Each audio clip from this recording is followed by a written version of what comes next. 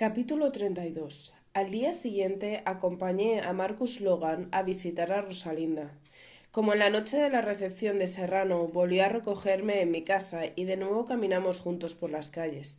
Algo, sin embargo, había cambiado entre nosotros. La huida precipitada de la recepción de la alta comisaría, aquella carrera impulsiva a través de los jardines y el paseo ya sosegado entre las sombras de la ciudad en la madrugada, habían logrado resquebrajar en cierta manera mis reticencias hacia él. Tal vez fuera de fiar, tal vez no. Quizá nunca lo supiera, pero en cierta manera aquello ya me daba igual.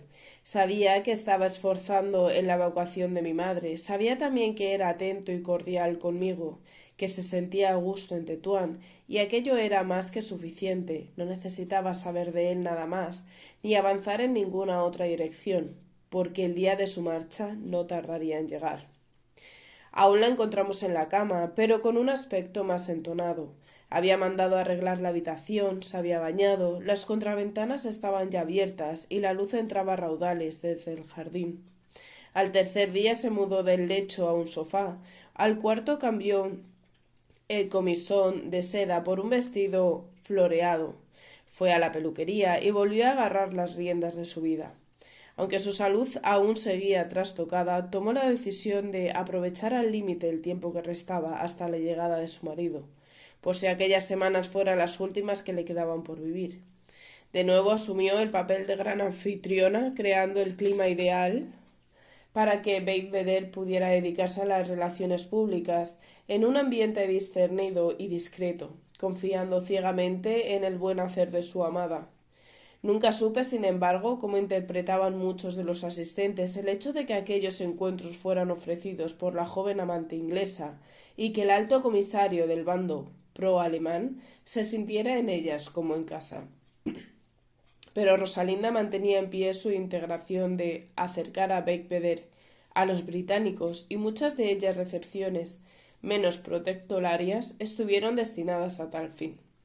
A lo largo de aquel mes, como ya había hecho antes y volvería a hacer después, invitó en varias ocasiones a sus amigos compatriotas de Tánger, a miembros del cuerpo diplomático, a agregados militares alejados de la órbita ítalo-germana y a representantes de instituciones multinacionales de peso y caudal. Organizó también una fiesta para las autoridades gibraltareñas y para oficiales de un buque de guerra británico, atracado en la roca, como ella llamaba al peñón. Y entre todos ellos invitados circularon Juan Luis Beigbeder y Rosalinda Fox, con un cóctel en una mano y un cigarrillo en la otra, cómodos, relajados, hospitalarios y cariñosos, como si nada pasara, como si en España no siguiera matándose entre hermanos y Europa no anduviera ya calentando motores para la peor de sus pesadillas. Llegué a estar varias veces cerca de Beigbeder y de nuevo fui testigo de su peculiar manera de ser. Solía ponerse prendas morunas a menudo, a veces unas babuchas, a veces una chilaba. Era simpático, desinhibido, un punto excéntrico y por encima de todo adoraba a Rosalinda hasta el extremo, y así lo repetía ante cualquiera sin el menor rubor. Marcus Logan y yo, entre tanto, seguimos viéndonos con asiduidad, ganando simpatía y un acercamiento afectivo que yo me esforzaba día a día por contener. De no haberlo hecho, probablemente aquella incipiente amistad no habría tardado en desembocar en algo mucho más pasional y profundo. Pero peleé porque aquello no ocurriera, y mantuve férrea mi postura para que lo que nos empezara a unir no fuera más allá. Las heridas causadas por Ramiro aún no se habían cerrado del todo. Sabía que Marcus tampoco tardaría en marcharse y no quería volver a sufrir. Con todo, juntos nos convertimos en presencias asiduas en los eventos de la villa del Paseo de las Palmeras. A veces incluso se nos unió un feliz exultante, feliz por integrarse en aquel mundo ajeno tan fascinante para él. En alguna ocasión salimos en bandada de Tetuán. Beigbeder nos invitó a Tánger a la inauguración del diario España, aquel periódico creado por iniciativa suya para transmitir hacia el mundo lo que los de su causa querían contar. Alguna vez viajamos los cuatro, Marcus, Félix, Rosalinda y yo, en el Dodge de mi amiga por el mero placer de hacerlo, para ir a Second y en Spend en busca de suministros del buey irlandés, bacon y ginebra, a bailar con Villa Harris, a ver una película americana en el Capitol y a encargar los tocados más despampanantes en el taller de Mariquita la sombrerera.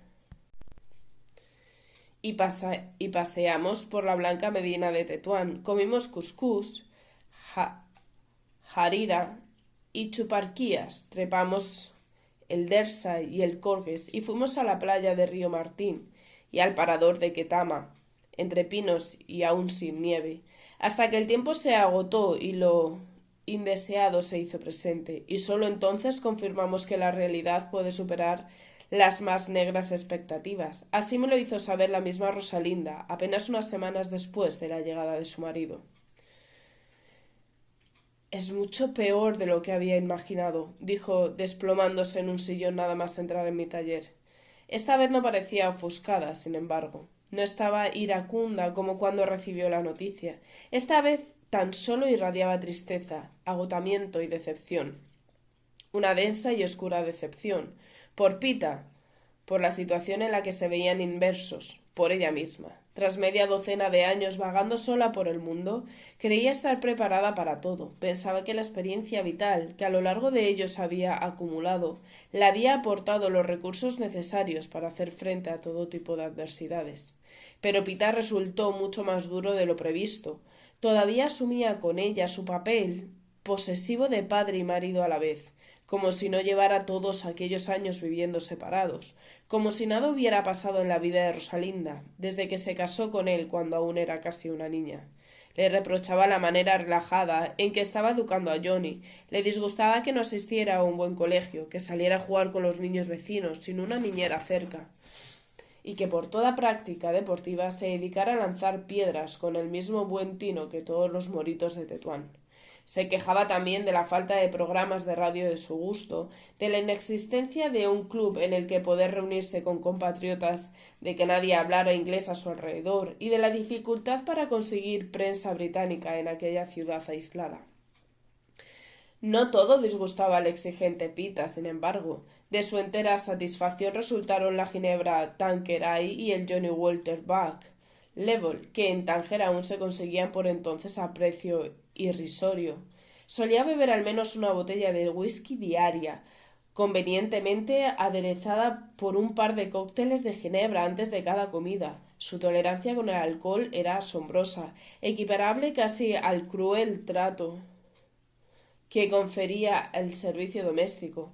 Les hablaba con desagrado en inglés, sin molestarse en asimilar que ellos no entendían ni una palabra de su idioma, y cuando por fin resultaba evidente que no le comprendían, les gritaba en hindustani, la lengua de sus antiguos empleados en Calcuta, como si la condición de servir al amo tuviera un lenguaje universal. Para su gran sorpresa, uno a uno fueron dejando de aparecer por la casa. Todos, desde los amigos de su mujer hasta el más humilde de los criados, supimos en pocos días la calaña de ser a la que Peter Fox pertenecía, egoísta, irracional, caprichoso, borracho, arrogante y déspota. Imposible encontrar menos atributos positivos en una persona. Beigbeder, obviamente, dejó de pasar gran parte de su tiempo en casa de Rosalinda, pero siguieron viéndose a diario en otros sitios, en la alta comisaría, en escapadas a los alrededores. Para sorpresa de muchos, entre ellos yo misma, Beigbeder dispensó en todo momento al marido de su amante un trato del todo exquisito. Le organizó un día de pesca en la desembocadura del río Smir y una cacería de jabalíes en Gemes de Añera. Le facilitó el transporte a Gibraltar para que pudiera beber cerveza inglesa y hablar de polo y cricket con sus compatriotas. Hizo todo lo posible, en fin, por portarse con él como su cargo requería ante un invitado extranjero tan especial. Sus personalidades, sin embargo, no podían ser más dispares. Resultaba curioso comprobar lo distintos que eran aquellos dos hombres tan significativos en la vida de la misma mujer. Tal vez por ello, precisamente, nunca llegaron a chocar. Pita considera a Juan Luis un español atrasado y orgulloso, como un anticuado caballero español caído de un cuadro del siglo de oro.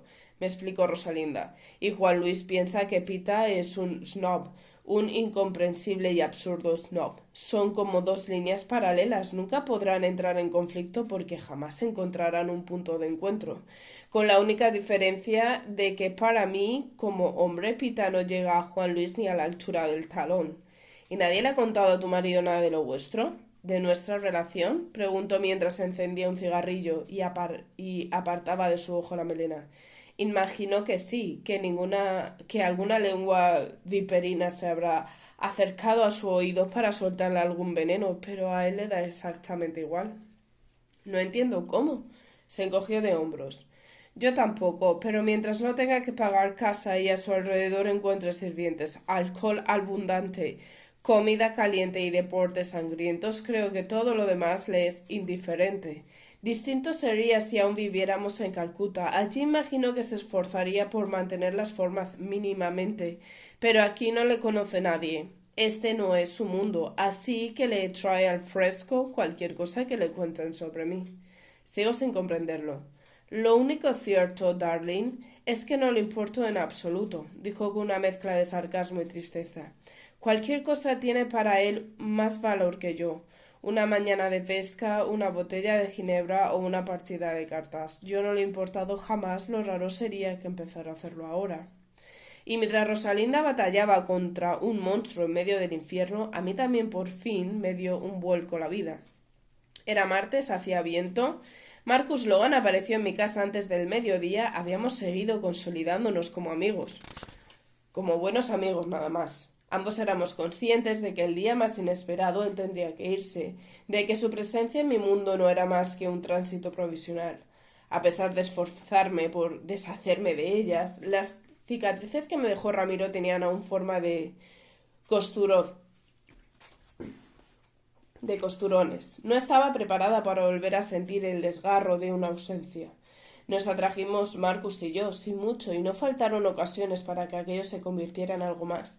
Hubo complicidad, roces y miradas, comentarios velados, estima y deseo.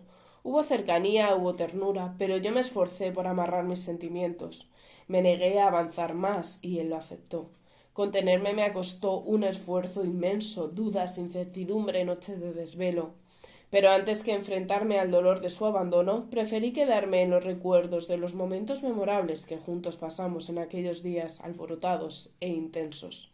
Noches de risas y copas, de pipas de Kif y partidas ruidosas del Continental, viajes a Tánger, salidas y charlas, instantes que nunca volvieron y en mi depósito de recuerdos atesoré como memorias del fin de una etapa y del inicio de nuevos caminos. Con el timbrazo inesperado de Marcus en mi casa de Sidi Mandri, llegó aquella mañana el final de un tiempo y el principio de otro. Una puerta se cerraba y otra se iba abriendo, y yo en medio incapaz de retener lo que acababa anhelando abrazar lo que venía. Tu madre está en camino. Anoche embarcó en Alicante rumbo a Orán, en un mercante británico. Llegará a Gibraltar en 3 días. Rosalinda se encargará de que pueda cruzar el estrecho sin problemas. Ya te dirá ella cómo va a hacerse el traslado. Quise darle las gracias desde lo más profundo de mi ser, pero las 7 letras de la palabra necesarias se cruzaron en un torrente de lágrimas en su camino de salida, y el llanto arrambló con ellas y se las llevó por delante. Por eso tan solo fui capaz de abrazarle con todas mis fuerzas y dejarle empapadas las solapas de la chaqueta. A mí también me ha llegado el momento de ponerme de nuevo en marcha, añadió unos segundos después. Le miré sorbiéndome la nariz. Sacó él un pañuelo blanco y me lo tendió.